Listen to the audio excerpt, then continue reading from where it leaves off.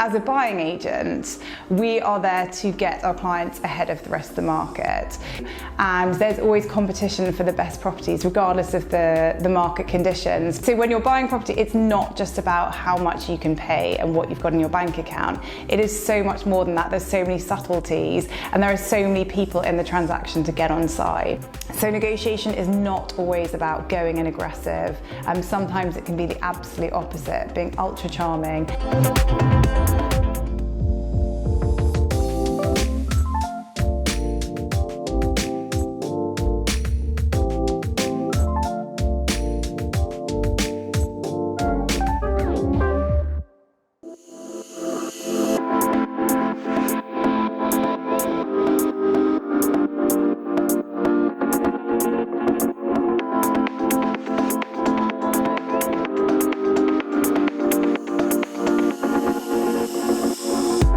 I'm Jo Eccles, I'm founder and managing director of Eccord. We are a prime central London buying agency and property management firm.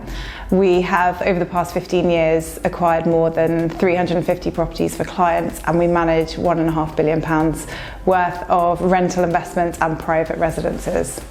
I'm talking to Citywealth today about how to buy your dream property and how to do it wisely.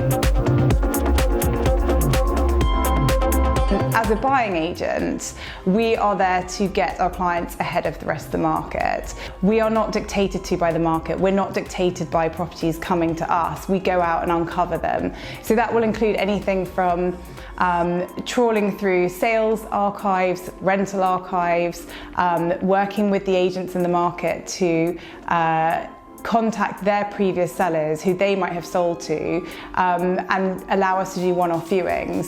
So for example, we've just bought a property for a client which we found on the rental market. Our client was a very successful private equity partner, and he'd been looking very proactively for 2 years within St John's Wood, and within 2 rounds of viewings and a second viewing round, we had found him an off-market property which we found through the rental archive. So we had searched all the rental houses which had been let, which ticked his requirements.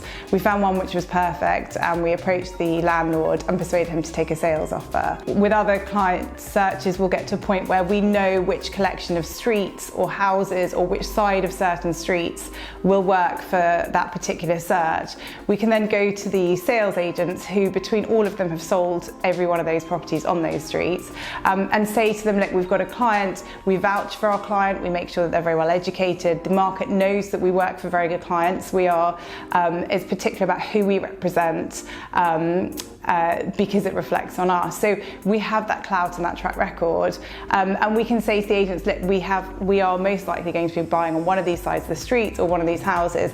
Can you please do a one-off call to whoever you sold? We can see you sold number 64, you sold 58. Can you please contact these sellers and ask if we can do a one-off viewing?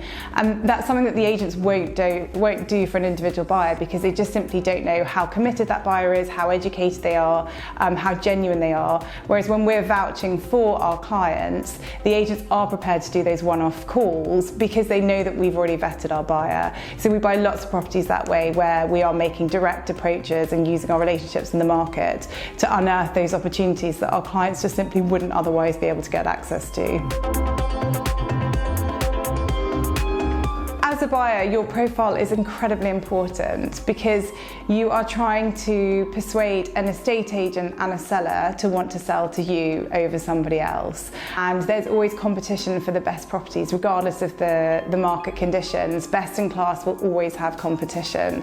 What a lot of buyers underestimate is how emotional property is as an asset class. So if you're buying, another asset, it can be purely numbers driven and just price led. However, with property, there's always so much emotion that comes with it. Occasionally there'll be a transaction where it is purely price driven, but actually a lot of the time we're dealing with people's homes, or we're dealing with family memories that they're letting go of and handing over to the next buyer. So therefore, any seller needs to connect with you as a buyer, and that all goes into how you present yourself and how the estate agent views you as well. Because if you're making an offer on a property, sometimes the seller hasn't even met you, but the estate agent has, and so the estate agent needs to vouch for you as a buyer and say, look, this person is genuine, they're committed, they're very reliable, they're polite, they're respectful, and they're going to be someone nice to do business with, but equally someone who the seller will be happy to hand over their property to. And equally, if you take a very aggressive stance, we've had to come to the rescue with a number of buyers over the years where they've been looking for themselves, they've been acting for themselves, and they just haven't come across particularly well. And it's got to a point where, particularly when you're dealing in this prime and super prime end of the market, where sellers often don't need to sell, it's discretionary. And if they don't like the profile of the buyer, they will just simply refuse to do business with them. We had a client who had found a penthouse in Chelsea, and had we been acting for him throughout the search, we could have secured that for 9.1 million. He had, however, taken such an aggressive stance with it that the agent and the seller just didn't like his profile. They didn't like the way he was doing business with them, and the seller just refused to sell. In the end, we got brought in to try and piece the transaction together, but he had to pay 10.5 million to secure that house to persuade the seller to sell. And that really goes to show that, you know, if you're polite, you're respectful, and you read the situation well, and you present yourself correctly according to who that seller is, what the position is, you know, which estate agent is marketing the property, that makes a difference. How many estate agents are marketing it? Is it on the market? Is it off the market? Who's the seller? What's their experience been to date? What's the property? Why are they selling the property? What's their motivation? You need to understand all of those things in order to present yourself as best that you possibly can. The challenge a lot of buyers face is that they think because they have money, they're going to be at the front of the queue. We had a client a few years ago where he said, look, he'd been looking, he'd had no traction, you know, he wasn't being able to secure properties that he wanted. And he said he thought that the issue was the fact that you could Google him and you could very quickly see how much he was worth. And we had to politely point out to him that everyone else in his price bracket is worth just as much as him, and they can also be Googled. And actually, it wasn't the fact that he was wealthy, it was his attitude, and it was the way he was coming across, and that's why he wasn't getting traction in the market. So when you're buying property, it's not just about how much you can pay and what you've got in your bank account. It is so much more than that. There's so many subtleties, and there are so many people in the transaction to get on side. It's not just you putting money on the table. Everyone does business with people they like, and property is, I would say, more so in property than any other asset class. Privacy can be a real consideration, and we have worked with many very high profile sports and media personalities and very well-known families who are rich list families or they're very high profile. And using a buying agent is often one way to try and protect that privacy in terms of having someone who is going to protect the way you're viewed in the market, to protect your name coming out. I mean, one thing that we're very proud of as a firm is that not one of the high profile acquisitions we've acted on has ever hit the press. We will often be able to borrow keys for a property and view it with complete privacy. So, for example, we had a client buying a penthouse overlooking Covent Garden, and he was very high profile, and I managed to borrow the keys for him.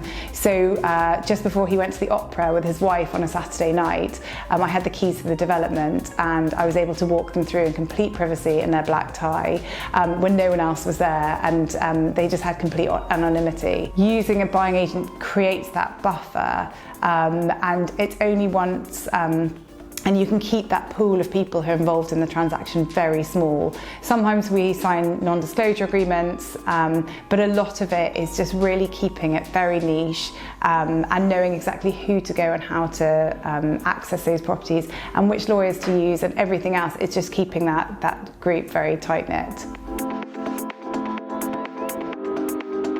Dealing with prime and super prime buyers, we are in a very privileged position in that we get to know quite a lot of detail about how they live, how they're going to use the space, the family dynamic, and what that means for what they're looking for. And we've had we're party to their wish list, and we've seen how that's changed over time. And certainly over the past 18 months, we've seen a real shift in what clients are looking for. And there are certain requests, like 2 studies now, where you've got 2 working spouses. In particular, if one of the studies often has to be impressive, and it has to be quite close to the formal entrance of the property, because we're seeing more clients where they are hosting business meetings at home rather than going into the office. So that's been high up on the wish list. We're also seeing clients where they are becoming slightly more self-sufficient with their lifestyle. So wanting to have more facilities in-house. So for example, the swimming pool, the gym, but also hairdressing salons and a massage room in the property. That's also been quite high up, particularly when you get to the super prime. A lot of families are making more of a jump, so they are getting that extra space. For example, we worked for a hedge fund client, and pre-lockdown he had a budget of 5 million to spend. We came out of lockdown 7 weeks later, and he said actually he was prepared to double the budget, so we ended up buying him something closer to 10 million. And that was quite common, where people were saying, actually, I do want the extra space, I do want the bigger garden for kids, I do want the swimming pool, I do want the extra playroom, I need the room for when a tutor comes to tutor the kids. Or we had one client where their child wasn't able to go to piano lessons, so they asked us to hire them in a grand piano into the property for their son to practice via Zoom. And so suddenly you need to carve out lots more spaces for the family, and that's having a knock-on effect in terms of people either moving further out to get them the space, or they're saying actually they'll just increase the budget and get all the requirements that they need. In terms of negotiating, every negotiation is different, and having acted on well in excess of 350 acquisitions personally for clients, no negotiation is ever the same, which is one of the things I love about the job. Actually, negotiation starts from the moment you start your search, because as I've said, you are scrutinised and you're being judged, and therefore the way you've presented to the point where you found the right property, that all goes into consideration. So if you are judged as an exceptionally good, reliable buyer, that helps with the negotiation. We had a client we were buying for in Kensington, and we had positioned him absolutely perfectly, and there was a house that he was considering, but he had a lot of other things going on with business and he wasn't quite ready to make an offer. Another buyer came in, they offered on the property, and the seller disliked the buyer so much that they actually came to us and said, look, if your buyer will take it, they'll take the property, we'll give it to you for £500,000 less, because we just don't want to sell it to someone we don't like. So negotiation can come in all sorts of different forms, but we would always present the buyer in the best possible light according to the situation of the sale, the seller, the history of behind the transaction. And things like, writing a very strong offer letter, incorporating who's the buyer, why are they buying the property, what do they like about it, their position, what element of cash versus mortgage if they're borrowing, or 100% cash, showing the documentation that they are paying cash, who's their solicitor. We will sometimes choose different solicitors for different transactions, because we might know that if one particular selling agent has a very strong relationship with a particular solicitor, if we're using that solicitor for our buyer, that makes the selling agent more likely to recommend our buyer as the preferred buyer. So there's lots of intricacies that go into how you package up negotiation, and market data is imperative in terms of understanding the market. Where we specialise in central London, it's all price per square foot. That's how you value a property, so you have to know your price per square foot, and we will create market information and look at previous transactions in that particular building or those particular comparable houses, and make a really strong case on why we're offering the amount that we're offering. And sometimes estate agents don't have that data, or they haven't taken such a meticulous stance. So we're almost giving them the ammunition they need to help persuade their seller to accept an offer that might be lower than they were originally hoping to accept. So market data is critical scale, and a lot of our clients, they are very analytical, and we need to show them where are they paying in line with the market. Are they paying market rate? Are they getting a genuine discount versus the market? Or are they having to pay a premium for that property to secure it, but they're doing so knowing exactly what percentage premium they're paying. So pricing transparency is absolutely key, and presenting the client in the best way, and just building that relationship. A lot of what we bring to the party as a buying agent is knowing how to navigate the process and how to flex our relationships in the market to make us a better buyer and therefore be able to secure a property for less. And in the sealed bids that we've gone to, we've won 85% of those, and in 65% of those situations, we actually weren't the highest bidder. We were lower than the higher bidder, but we still secured the property. So negotiation is not always about going in aggressive.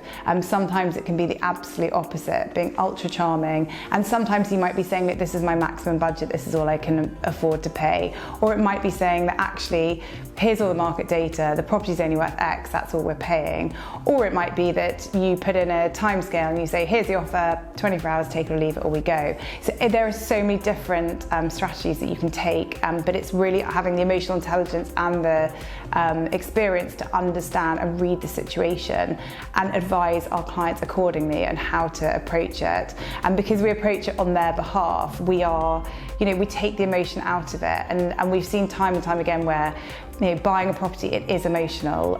Sometimes it's purely numbers driven if it's an investment, but largely there is an emotional element to a certain degree. And by having a buying agent act for you, we are there taking the emotion out. And we've had clients where they've said, look, I'll give an extra 50,000 or 100,000. And we're saying, actually, we don't think you need to pay that. Let's go in at this lower level. And we've secured it at that level. So we are there to be objective, impartial, bring all the transparency that's needed and read the situation, and then use all of that to navigate the process.